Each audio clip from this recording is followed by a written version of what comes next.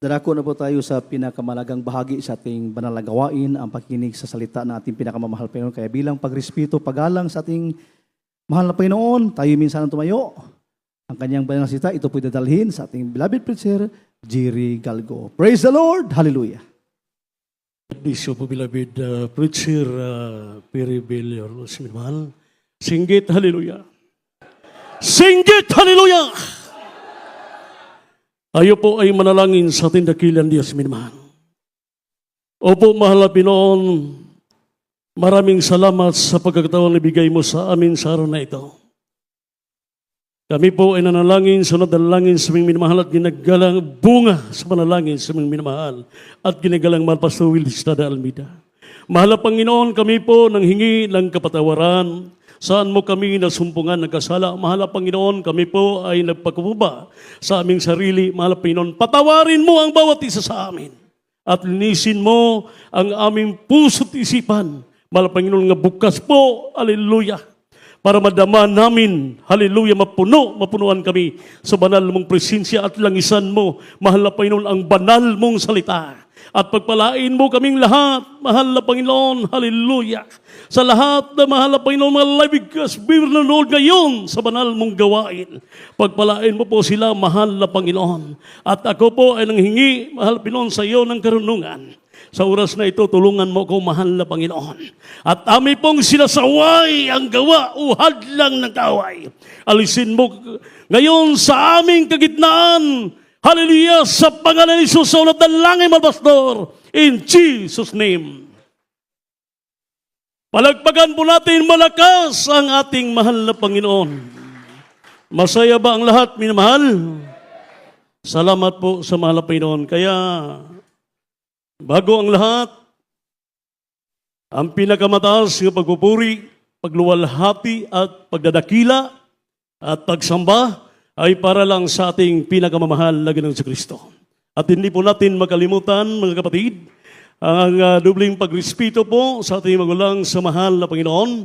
At hindi po natin makalimutan ang kanilang ginuturo at aral sa ating beloved Honorable Evangelist, Pastor Will Estrada Almeida, and beloved Assistant Pastor Lina C. Almeida, at pagbati po, minamahal, sa beloved Almeida family, sa ating live viewers, at pagbati po, minamahal, sa ating beloved ordained preacher, Kuya Andy Binyas, kasama po ang kanyang buong pamilya, sa ating mga beloved co-preachers, sa ating po mga beloved pastor workers, at sa inyong lahat ng mga kapatiran, sa ating mga beloved visitor, nga kung mayroon man, magandang tanghali po sa lahat, at higit sa ating pinakamamahal na Ginoong Kristo. Palagpagan po natin ang ating dakilan Diyos, minamahal. Kaya, welcome po, minamahal, sa ating mga beloved visitor, nga galing po, minamahal, sa kapwa ng mga gawa, nga galing po sa main church. Magandang tanghali po sa inyo. Palagpagan po natin ang ating dakilan Diyos. Kaya sa oras na ito, mahal, bigyan po natin, minamahal, kalagahan po, minamahal, ang salita ng ating mahal na Panginoon, dahil ito po, minamahal, ay pagkain, minamahal, sa ating kaluluwa, minamahal. Para magkaroon po tayo, minamahal, na sa ating paglilingkod, magkaroon tayo ng katibayan, minamahal, sa ating pananampalataya. Palagpagan po natin ang atong dakilan Diyos. Kaya sa oras na ito, ang ating pamagat, minamahal, patunay na ang Diyos ay tapat sa kanyang mga pangako. Palagpagan na ito, mahal na Panginoon. No? Sa mga ratiyan ng mga kapatiran na matagal na palagi po, minamahal na kadalo sa gawain ng Diyos. Palagi na po ninyo naririnig ang salita ng Diyos. Ngunit mayroong mga baguhan, minamahal, ulitin po natin ang salita ng Diyos para po sila po ay, minamahal, mapakinggan po nila, minamahal, ang matagal na nating napakinggan. Palagpagan po natin ang ating dakilan Diyos. No? Ang ating pamagat, patunay na ang Diyos ay tapat sa kanyang mga pangako. Una, ang Diyos hindi sinungaling. Basahin po natin ang Biblia. Sa mga Bilang, Kapitulo 23, versikulo 19. Praise the Lord. Sa aklat ng mga Bilang, Kabanata 23, ang talata ay 19. Ganito ang pagkasabi, ang Diyos ay hindi tao na magsisinungaling, ni anak ng tao na magsisisi.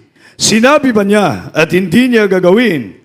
O sinalita ba niya at hindi niya isasagawa? Amen. Praise the Lord.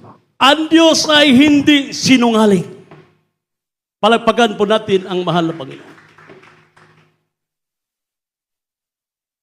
Kaya kung sinungaling ang ating mahal na Panginoon, walang kaligtasan, walang pagbabago ng buhay,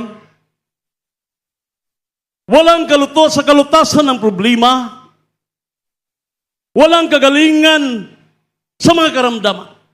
Kung hindi totoo o sunungaling ang ating mahal na Panginoon. Kaya mapalad, maswerte kita na mga kapatiran ko sa mahal na Panginoon, na dito po sa banal na gawain sa Jesus Miracles, tayo po ay success sa mga himala sa Diyos. Amen. Pinakita ng ating mahal na Panginoon ang malaking himala, ang ating magkaramdaman na walang bayad, pinagaling ng Diyos.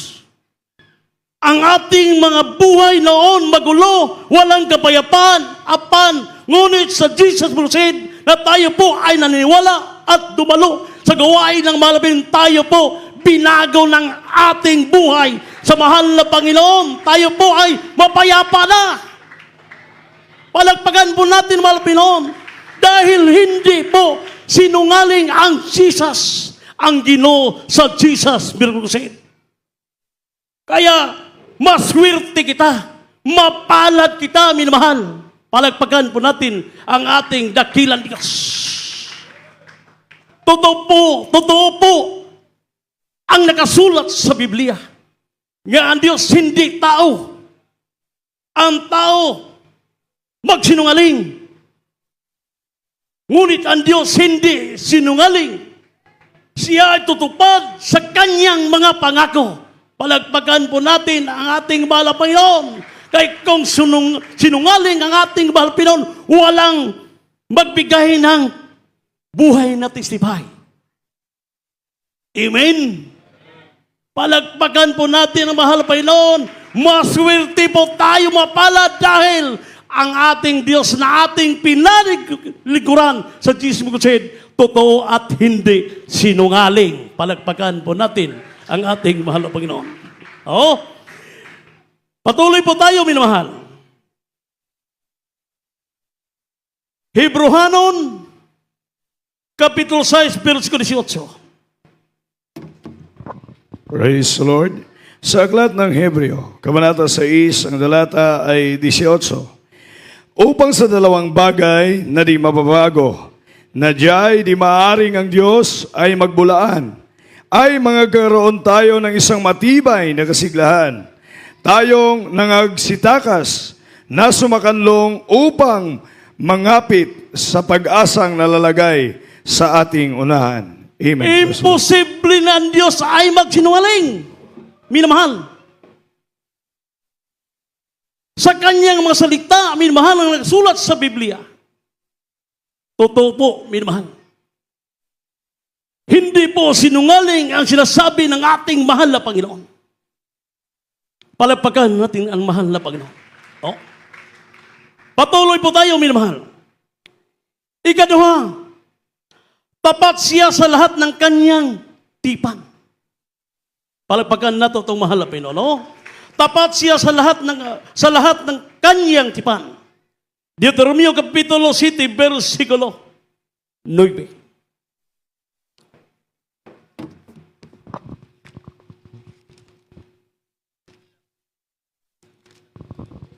Praise the Lord. Sa aklat ng Deuteronomio, Kabanata 7, ang talata ay 9. Talasnasin mo nga na ang Panginoonong Diyos ay siyang Diyos, ang tapat na Diyos, na nag-iingat ng tipan at nagagawad ng kagandahang loob sa mga umiibig sa Kanya at tumutupad ng Kanyang mga utos hanggang sa 1,000 salin ng lahi. Amen. Praise the Lord. Palagpagan po natin ang ating mahal na Panginoon. Minmal, patunay iningatan ng Diyos ang kanyang pangako sa lahat ng henerasyon. Palagpagan natin itong mahal na Panginoon. Giampingan sa Diyos ang iyang mga saad, bisan pa sa mga kaliwatan. Palagpagan natin itong mahal na Panginoon. Ang ibig sabihin, hindi po sinungaling ang mahal na Panginoon. Totoo po ang kanyang mga salita. Palagpagan ang Ginoo, minamahal. Oh? Buksan po natin ang awit. Tuloy-tuloy ito, minamahal. Sa awit 89, versikulo 34. Praise the Lord. Sa aklat ng mga awit, Kabanata 89, ang talata ay 34. Ang tipan ko'y hindi ko sisirain, ni akin mang babaguhin ang bagay na lumalabas sa aking mga labi. Amen. Praise the Lord. Palagpagan po natin ang malabi noon, hindi binabawi ng Diyos sa ang kanyang sinasabi. Palagpagan, iyang gipamatudan ang iyang mga sulti. Pinatunayan po ng ating malapin ang kanyang mga salita. Ang ibig sabihin, totoo po. Palagpagan po natin ng mahal na Panginoon. No? Patuloy po tayo, minamahal. Sa unang Tesalonica, versikulo 5, ang unang Tesalonica, kapitulo 5, versikulo 24. Praise the Lord. Sa aklat ng unang Tesalonica, Kabanata 5, ang talata ay 24. Ganito ang pagkasabi, tapat yaong sa inyo'y tumatawag, na gagawa rin naman nito. Amen. Praise the Lord. Palagpagan po natin ang malapin noon, minamahal. Hallelujah. Ang sabi ng mahal na Panginoon, mahal, tapat siyang nasa inyong tumatawag, nagawa rin naman ito. Buti pa sabot, minamahal, matinumanon, tapat ang Diyos sa kanyang mga pangako para sa iyo, para sa akin, para sa ating lahat na tunay na mga anak ng Diyos. Ang pangako ng Diyos wala sa mga taong sa libutan. Ang pangako ng Diyos wala sa taong wala sa katotohanan, kundi ang pangako ng Diyos sa mga taong nandyan sa katotohanan. Totoo ba? Kaya kung lahat tao, minamahal, magkaroon ng pangako ng Diyos, hindi na ito mga laganog sakto. Kung apil ang mga palahubog, mga taong sa libutan, kung apil sa pangako ng Diyos, hindi na lata. Pero ang sabi ng Biblia, ang pangako ng Diyos wala sa mga taong sa libutan. Wala sa mga taong wala sa katotohanan. Hindi naman tananira. Totoo ang salita ng Diyos. Ang pangako ng Diyos sa mga Kristiyano na totoong sumusunod sa kalooban ng Diyos. Palagpagan po nating mahal na Panginoon. Minamahal. No? Ito po ang patunay, minamahal, sa ating mahal na Panginoon, sa kanyang katapatan. Para sa ating lahat. Palagpagan natin ang ating mahal na Panginoon. Praise the Lord. Sabi ng mahal na Panginoon, tatapusin ng Diyos ang mabuting gawa na simulan niya sa buhay mo. Padayunon sa Diyos ang iyang mga buhat, ang iyang plano, asa. Pangutana. Para sa unsa nga plano, kinsa nga tawhana, nga ang Diyos naghimog plano. Ang kuno na to, kita, minamahal, ang nakakita, ang nakaramdam sa pag-ibig ng Diyos. Palagpagan na to, mahal na Panginoon.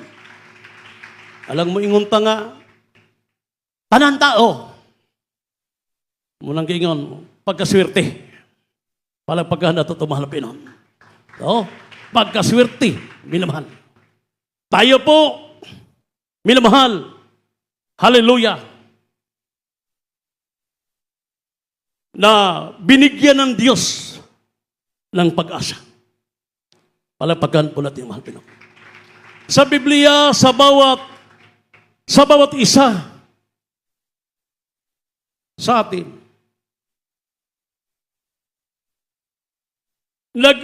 nag-isip ang mahal na Panginoon para sa atin. Para sa mga Kristiyano na tapat sincero. Minamahal. Kung sa Bisaya, ang Diyos adunay dakong plano alang kanimo, alang kanako sa atong tanan, sa ating lahat. Mayroong malaking plano ang Diyos. Palagpagan po natin ang mahal na Pinoon. Maswerte ta! Amen! Na ang Diyos na ating pinanilingkuran sa Jesus Christ, nag-isip para sa atong pag-asa. Palagpagan ang mahal na Panginoon.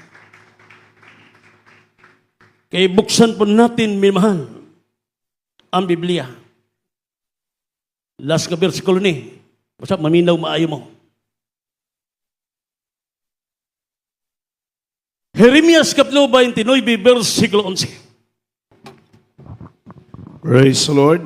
Sa aklat ng Jeremias, Kabanata 29, ang talata ay 11. Sapagkat nalalaman ko ang mga pag-iisip na aking iniisip sa inyo, sabi ng Panginoon, mga pag-iisip tungkol sa kapayapaan at hindi tungkol sa kasamaan, upang bigyan kayo ng pag-asa sa inyong huling wakas. Amen. Praise the Lord. Sapagkat nalalaman ko ang mga pag-iisip na aking iniisip sa inyo. Sabi ang mahal na Panginoon, wala igugma ang Ginoo, wala si plano sa ato. Palagpagan nato ito, mahal Pinoon. No. Mga pag-iisip tungkol sa kapayapaan. Plano para sa atong kaugmaon. At hindi tungkol sa kasamaan. Ang Diyos wala nagpaplano para sa atong kasiraan. Para sa atong kadautan. Upang bigyan kayo ng pag-asa sa inyong huling wakas. Sa katapusan di ay, sa atong pagpangalagad sa Ginoo.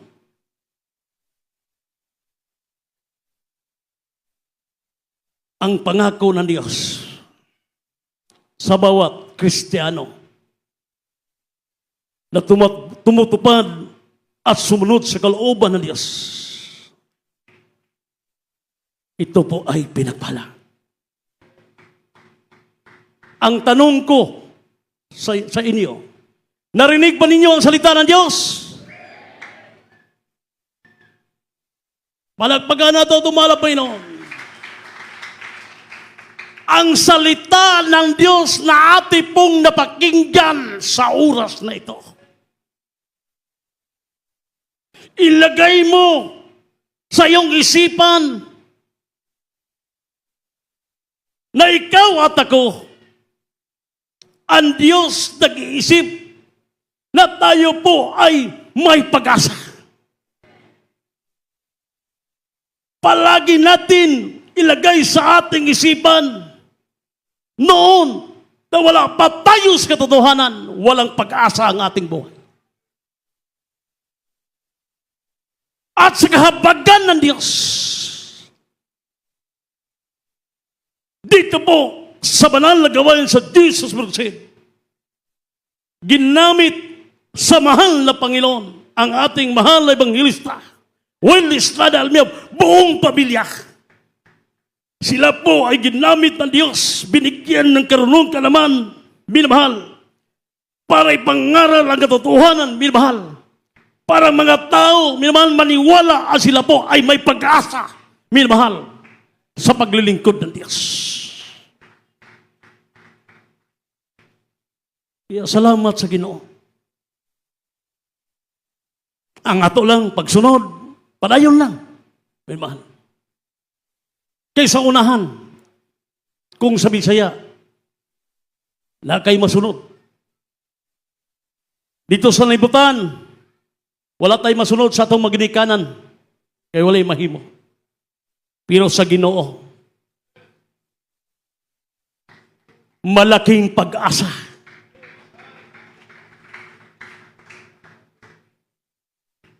Dito sa lupa, hindi ka makahawak ng ginto o binarikta nga bulawan doon sa langit. Ito po ang malaking pangako ng Diyos. Hindi mo mahawakan, kundi tumban-tumban mo ang bulawan. Ito po ang malaking pangako ng Diyos. At buhay na walang hanggan. Kaya ang salita ng Diyos na ati pong narinig sa oras ito, panghawakan mo. Na sa oras na ikaw ay nangihina dahil sa mga pagsubok, isipon mo na mayroong pag-asa ka, mayroong pangako ang Diyos para sa inyo, para sa ating lahat. Pag bumitaw ka sa paglingkod sa Diyos, umatras ka, hindi ka nagpatuloy sa paglingkod, wala kang pag-asa. Malagpakan na itong mahal kayo. Kaya sa oras nito, habang tayo nagpupuri sa Diyos, nag-awit, iba yung kamot. Isipa, pasalamati ang Diyos. Noon wala kang pag-asa. Ngunit ngayon, pinagpala na tayo.